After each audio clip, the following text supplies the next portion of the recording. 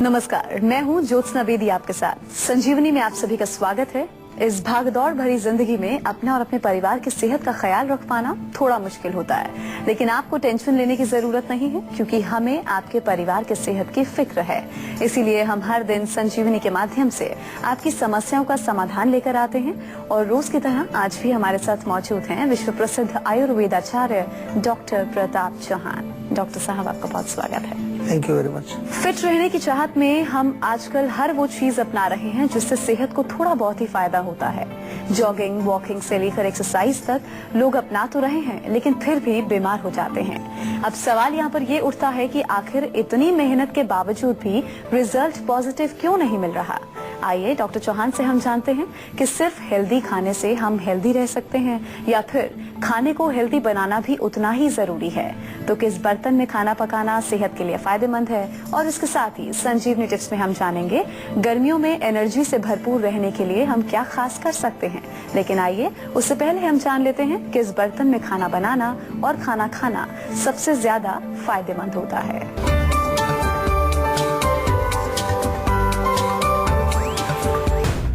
क्या हेल्दी है नॉनस्टिक कढ़ाई और तवा? क्या सुरक्षित है मेलामाइन की प्लेट और कटोरियाँ? क्या फायदेमंद है एल्यूमिनियम का प्रेशर कुकर? जानिए अपने बर्तनों से अपनी सेहत का कनेक्शन। तो चलिए डॉक्टर साहब के साथ हम आज की चर्चा की शुरुआत कर लेते हैं। डॉक्टर साहब, आजकल किचन में नॉन स्टिक बर्तनों का इस्तेमाल हो रहा है, तो ये फायदेमंद है या नहीं? देखिए, नॉन स्टिक डेफिनेटली काफी यूज होता है और ज्यादातर लोग इसलिए उसका प्रयोग करते हैं कि जब हम खाना बनाते हैं तो तले में कुछ चीज चिपक जाती है। कई बार कुछ ऑयल में कुछ बना रहे हैं, फ्राई कर रहे हैं, तो लगता है ऐसे कि बड़ा अच्छा है कि बिल्कुल क्लीन रहता है, कोई चीज चिपकती नहीं है। लेकिन आपको ये जानना जरूरी है कि वो जो नॉन स्टिक बनाने के लिए उसके अंदर एक कोटिंग की जाती है और एक विशेष प्रकार का एक केमिकल होता है जिसको कोटिंग करते हैं। लेकिन जब हम खाना पकाते हैं उसी बर्तन में, जब उसको हम हीट करते हैं, जब उसके नीचे आग जलती है, तो वो केमिकल थोड़ा थोड़ा सा जो है गर्म होने के बाद वो हमारे भोजन में मिक्स हो जाता है, जिसके कारण से अनेक प्रकार के आपको प्रॉब्लम्स आ सकती हैं। मुख्य रूप से अगर देखें तो इससे हमारे लिवर पर असर पड़ता है, हमारी पैनक्रियाज जो कि हमारे शुगर के लिए बहुत इंपॉर्टेंट ऑर्गन है, उस पर असर पड़ता है। यही नहीं, हमारा जो विशेष रूप से डाइजेस्टिव सिस्टम है उस पर भी ये नुकसान पहुंचाता है, उसको कमजोर करता है। और विशेष तौर पर जो गर्भवती महिलाएं, प्रेग्नेंट लेडीज हैं, उनके लिए तो बहुत नुकसानदायक है ये चीज। तो थोड़ा सा हमें ध्यान रखना चाहिए कि हम केवल थोड़ी सी एक सहूलियत के लिए, सुविधा के लिए अपने शरीर के साथ खिलवाड़ ना करें। हमारे पास जो पुराने समय में जो बर्तन हम प्रयोग करते थे, उन्हीं का प्रयोग हमें मुख्य रूप से करना चाहिए। अगर हेल्थ की आपको ध्यान रखना, हाँ, अगर आप कोई चीज वैसी हल्की आंच पर थोड़ी बहुत देर के लिए कुछ, अगर, क्योंकि जब डीप फ्राई आप कोई चीज कर रहे हैं तो वहां तो काफी ज्यादा हीट होती है, काफी गर्मी होती है, और उस टेम्परेचर पर उस केमिकल का कुछ अंश जरूर हमारे भोजन में चला जाता है। आजकल आपने भी देखा होगा बाजारों में रंग बिरंगे सुंदर डिजाइन वाले मेलामाइन कुकवेयर्स आसानी से अवेलेबल हैं। ये हमारे शरीर पर क्या प्रभाव डालते हैं, डॉक्टर साहब आपको बताएंगे।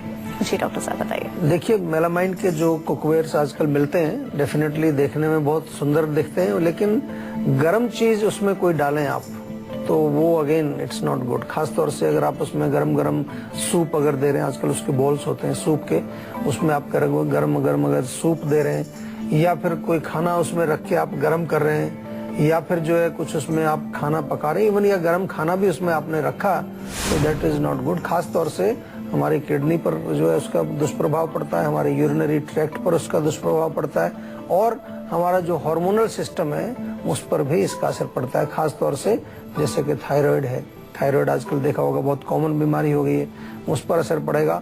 और हमेशा जो चीजें हमारे भोजन में मिल जाती हैं, जिनको कि हम कहते हैं कि ये टॉक्सिक चीजें हैं या ये चीजें ऐसी हैं जो हमारे शरीर के लिए अच्छी नहीं है, चाहे वो केमिकल्स हैं, चाहे वो रेडिएशंस हैं, चाहे वो कुछ और चीज है, तो वो सबसे पहले किस पर नुकसान करेगी?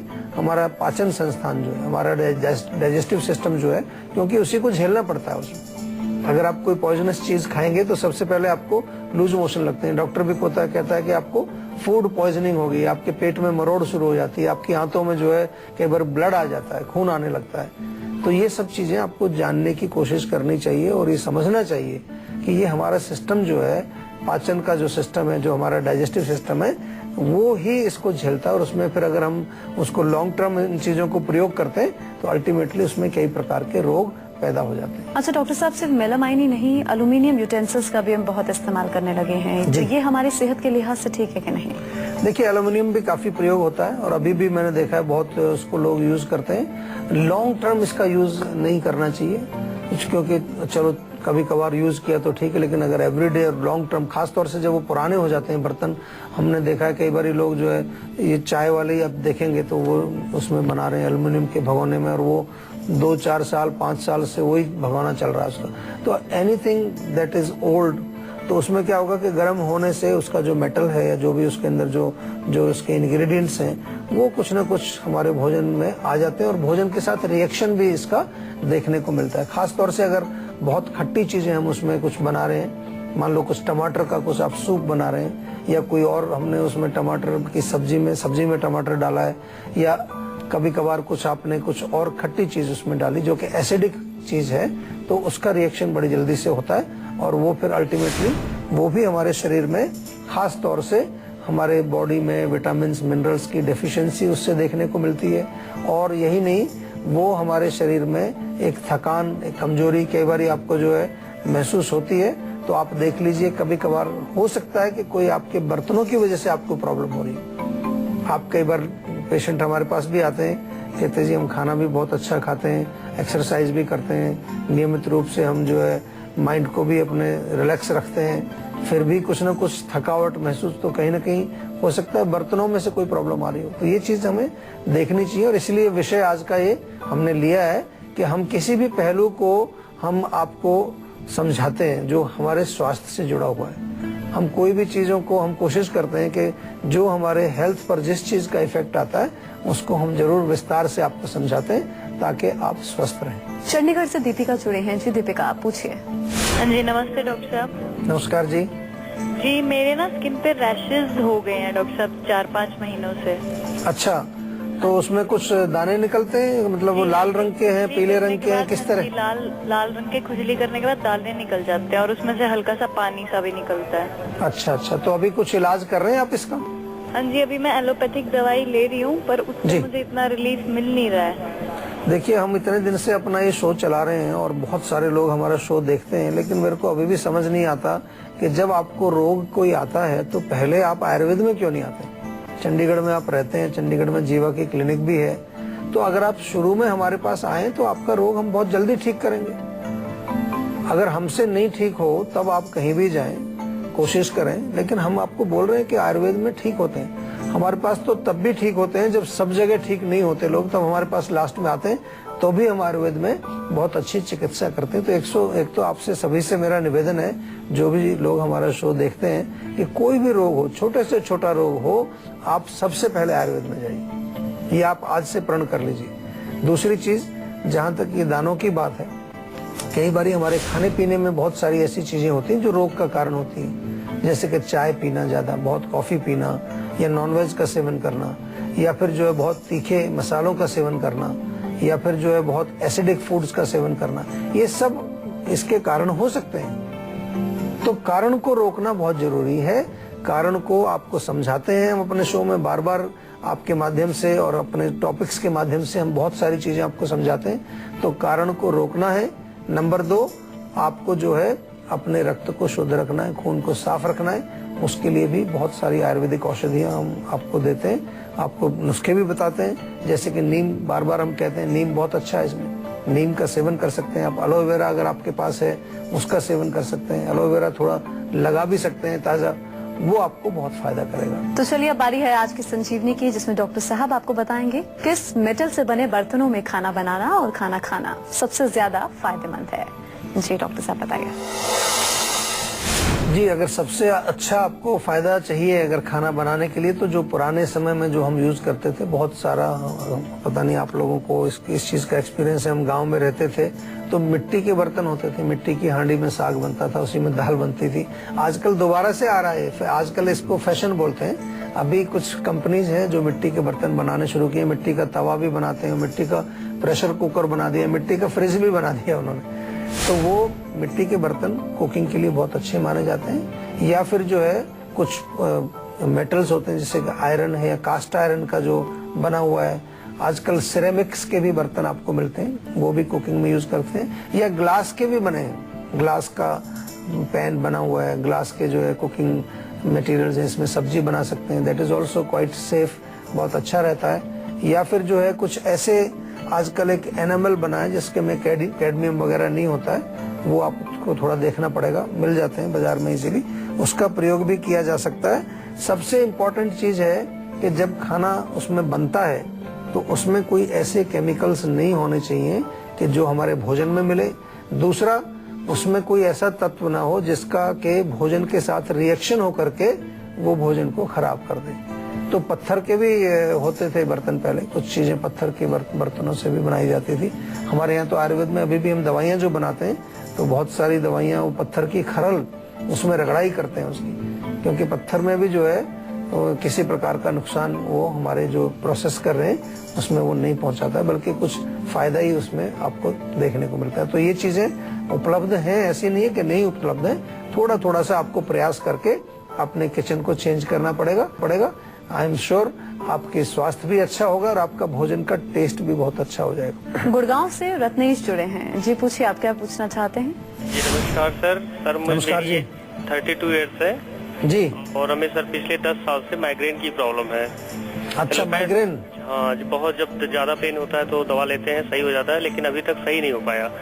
देखिए 10 साल पुराना माइग्रेन है तो अब आपको, मेरे ख्याल से मैं ज्यादा क्या कहूँ, अब आपका टाइम आ गया है माइग्रेन को ठीक करने का, यानी कि आयुर्वेदिक चिकित्सा शुरू करने का। अभी तक आप केवल गोली लेके काम चला रहे हो, लेकिन इसके साथ साथ 2-3 चीजें जरूर बताऊंगा आपको। एक तो आप जो है रोज हर सुबह जो है खाली पेट आप जब होते हैं उस समय कम से कम 2 गिलास या 3 गिलास पानी पिए, बहुत आपको फायदा इससे होगा सुबह उठ करके। दूसरा जो है देसी घी ले लें या बादाम का तेल लें, उसमें थोड़ा केसर घिस करके और वो तेल या घी अपने नाक में डालना शुरू करें। सुबह भी डाल सकते हैं, रात को भी डाल सकते हैं इसको। और इसके अतिरिक्त जो है आपको आयुर्वेदिक चिकित्सा, आयुर्वेदिक दवाइयां इसमें चाहिएंगी।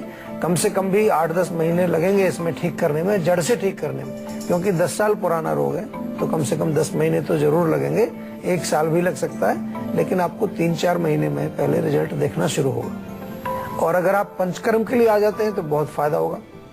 पंचकर्म चिकित्सा अगर कराएंगे तो बॉडी में जो भी दोष बढ़े हुए हैं उनको हम शरीर से बाहर निकालते हैं पंचकर्म के माध्यम से, उससे आपको बहुत ज्यादा फायदा जल्दी मिलेगा और जल्दी आपका इलाज होगा और रिजल्ट्स भी आपके ज्यादा बेहतर होंगे। झांसी से कुलदीप जुड़े हैं जी। कुलदीप, आप पूछ सकते हैं, क्या पूछना चाहते हैं। डॉक्टर नमस्कार। नमस्कार जी। डॉक्टर साहब, मेरे पिताजी को लगभग 3 साल से पार्किंसनिज्म की दिक्कत है, जो डॉक्टर एलोपैथी डॉक्टर उसको पार्किंसनिज्म बोलते हैं जी। पार्किंसन। उसमें पिताजी को थोड़ा सा आजकल बोलने में भी थोड़ी दिक्कत होती है और चलने में तो बहुत ज्यादा दिक्कत होती है। जी जी। फिर उनका कांपने लगता है। दवाइयाँ 2-3 साल से ले रहे हैं, लेकिन उतना विशेष उनको लाभ मिल नहीं रहा है। देखिए पार्किंसंस जो डिजीज है, पार्किंसंस डिजीज डेफिनेटली बहुत एक मैं कहूँ कि साधारण रोग तो नहीं है, डिफिकल्ट है, क्योंकि इसमें जो हमारा नर्वस सिस्टम है वो कमजोर होता है, ब्रेन में कुछ केमिकल्स की कमी हो जाती है, विशेष रूप से उन केमिकल्स को कई बार डॉक्टर लोग देते हैं, डोपामिन टाइप की चीजें हैं, टैबलेट फॉर्म में देते हैं, जिससे कि थोड़ा कुछ कंट्रोल होता है, लेकिन पूर्ण रूप से ठीक नहीं हो पाता है। तो उसके लिए हम आयुर्वेद में हम आए, अगर आयुर्वेद में सबसे पहले एक पंचकर्म का पूरा एक प्रोसेस करें, बॉडी को क्लीन करें, बॉडी को नरिश करें, ताकि जो हमारे नर्वस सिस्टम में ताकत आए, हमारे ब्रेन में जो जिस चीज की कमी रही है उसको हम जो है थोड़ा सा नरिशमेंट वहाँ करने की कोशिश करें, उसको पूर्ण करने की कोशिश करें, तो रिजल्ट्स आपको अच्छे मिलते हैं। डिफिकल्ट जरूर है, लेकिन धीरे अगर हम आयुर्वेद का उपचार करते हैं, औषधियाँ खाते हैं, तो आपको कुछ इम्प्रूवमेंट उसमें दिखने लगता है। और ऐसे केसेस में हम ये भी मानते हैं कि अगर 100% भी ठीक नहीं होता है मरीज, अगर 40-50-60% भी उसको रिलीफ आ जाए तो बहुत अच्छी बात है, बुरी बात नहीं है, बहुत अच्छी बात है, क्योंकि अदरवाइज तो जो आप अभी पर्टिकुलर कोई भी इलाज करेंगे तो उसमें पेशेंट धीरे वो और खराब उसकी स्थिति होती जाती है। तो इसलिए मेरा निवेदन आपसे यही है कि आयुर्वेद में जरूर उनकी चिकित्सा करें। अभी फिलहाल के लिए 2-3 चीजें हैं एक उनकी बॉडी में पूरी में मालिश करिए, रोज सिर में भी मालिश करिए। थोड़ा सा जो है एक ब्राह्मी, अश्वगंधा, इनका चूर्ण बना करके उनको सुबह शाम खिलाना शुरू करिए। और बहुत अच्छा रहेगा कि वो ठंडी चीजों का सेवन बिल्कुल बंद करें, फ्रिज का ठंडा पानी या कोई भी ठंडी चीज, और ड्राई जो क्रंची क्रिस्पी यानी कि जो रूखी सूखी चीजें हैं उनका सेवन भी बिल्कुल बंद कर दें। तो अगर आप भी चाहते हैं कि बीमारियां आपके आसपास ना फटकें और आप हमेशा फिट और हेल्दी बने रहें, तो आप हमारे नंबर 0129404040 पर अपना नंबर रजिस्टर करवा सकते हैं।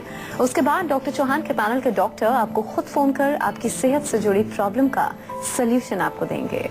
और इसी के साथ यहाँ हम रुकेंगे एक ब्रेक के लिए। ब्रेक के बाद बारी है संजीवनी टिप्स की, जिसमें डॉक्टर साहब से हम जानेंगे गर्मियों में एनर्जी से भरपूर रहने के लिए क्या आप खास कर सकते हैं। ब्रेक के बाद संजीवनी में आप सभी का स्वागत है। अब बारी है संजीवनी टिप्स की, जिसमें डॉक्टर साहब आपको बताने वाले हैं गर्मियों में एनर्जी से भरपूर रहने के लिए आप लोग क्या खास कर सकते हैं। जी डॉक्टर साहब बताइए। देखिए, गर्मियों में डेफिनेटली एक तो पानी की कमी हमारे शरीर में होती है, तो आपको जो है हाइड्रेशन चाहिए।